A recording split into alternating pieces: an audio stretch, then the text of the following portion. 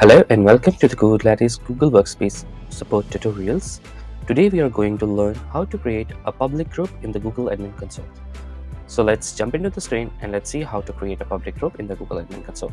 Now you have to open your Admin Console. Now once you are logged in the Google Admin Console, in the very left hand side you have the option like directory, then select groups. Here, you will be able to see how many groups are already been created, their email addresses, how many members are mapped in each group, and their access type. So today we are going to create a public group. So let's create group.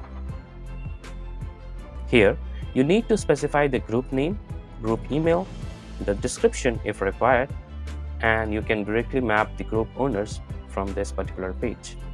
So let's just begin test 1.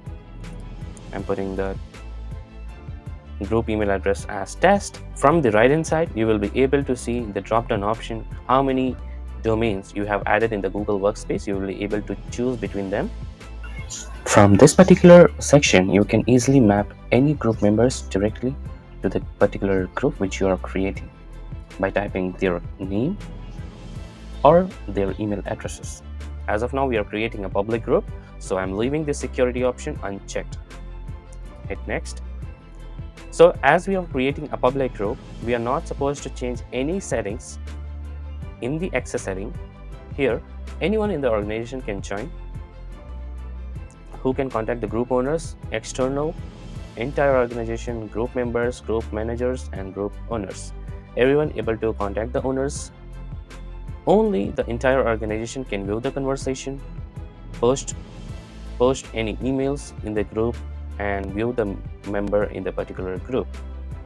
So as a part of a public group, you need to keep the default settings as it is in order to create a public group for your entire organization. So I'm clicking next. In the security setting, leave as it is and create a group.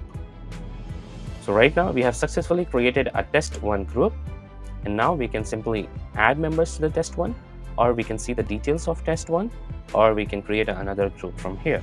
Right now we are going to see the group details.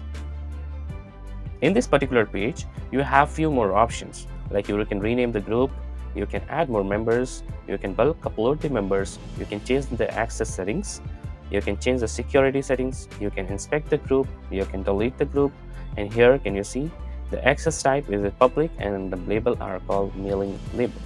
In the right hand side, you have the group information like group email, the description while creating the account, their labels, members, owners, managers, and their access type, and the security settings.